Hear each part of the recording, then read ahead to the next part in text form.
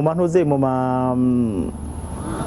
mu matoza twagize ibinogo abanyagihugu bose abo twabajije bose n'ubu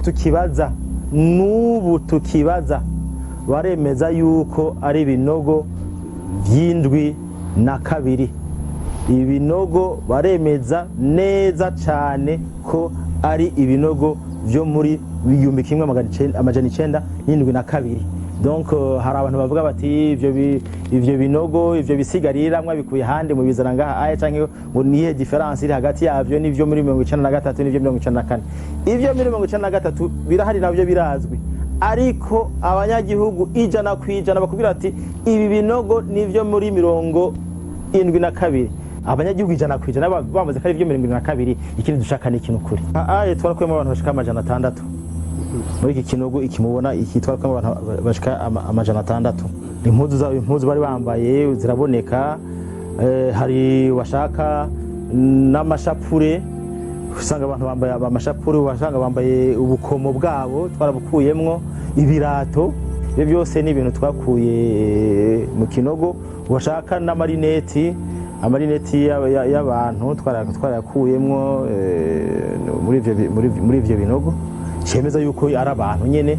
Hama n'ubundi buhinga urashobora kuvuga ati iri gufa ni igipande cy'umubiri, urashobora kubona umutwe w'umuntu ukabona ko ari umutwe w'umuntu nyene, urashobora kubona amashwari y'umuntu, urashobora kubona amaboko, amaguru n'amaboko ukabona ko ari ivy'umuntu atari ivy'inka. Uravye ntuzeye ukuntu ivyo bisigarira bya bisiga bimeze, hari amagufa amwe yaheze yaravungwaguritse arahera, nko kuvuga nk'imitwe. Urabona ko imitwe tugufa duto magufa ameze nk'ari manini ariko afise epeseri ntoyi, yo aravunguka agahera.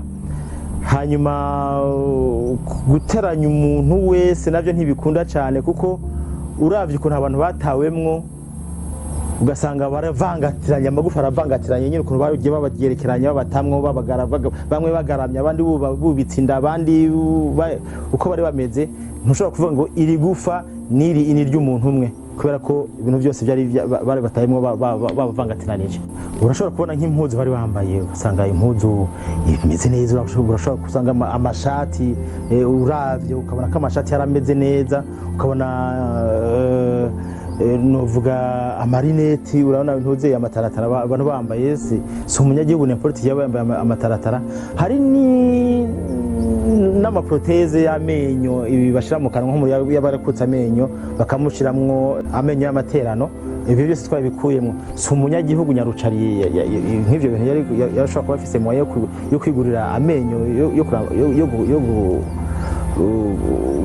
gusimbura amenyo yarafise mu kanwa. Ibintu byinshi byerekana yuko hari abantu bincabwe bashaka. Hari n'udukaratasi tumwe twagiye tubona nk'udukaratasi two kuriha ko amanuze amakori, twagiye tubona ibintu byerekeranye no kuja gutora amamanda, twagiye dutoramwo ngaha bikiboneka bigisomeka, mwashaka ugasoma ukabona ko yari manda yashaka kuja kurondera canke yari amakori yariha. Ibyo byaraboneka ko ari abantu kandi bari bifashe. Nta mpambamyi nimwe twaronse, kuko iyo tuza no kwironka nibaza ko tutari no ibyo sigarira kubironka kubitora, kuko ni abanyagihugu bonyine batuzanye ngaha aye bati ni hajya biri naha niho biri. Donc harabaye cyo twokwita collaboration y'abanyagihugu n'umugwi severe. Harabaye collaboration ya severe n'intwaro kugira ngo ico gikorwa turiko turakora n'ubugize bw'igikorwa kibandanye gikorwa neza, kandi turanabashimira kuko badufashije muri byinshi cyane. Kugira ngo umuntu ashike ku kinogo, hari gihe baza abanyagihugu baza kuvuga ati bakekeranye bati jewe ko ndahibuka naha, mukahimba mukabibura pe, mukamanuka mukashika no ku metero 2.5 mutarayibona mukabibura. Ariko so kuvuga yuko akenshi ari kutujiragiza nuko batabibuka ahantu neza, ariko nukuvuga yuko aho nyene muri ako karere muri micungararo ubundi umuntu araza akabati oya saho ahubwo imbaho oye.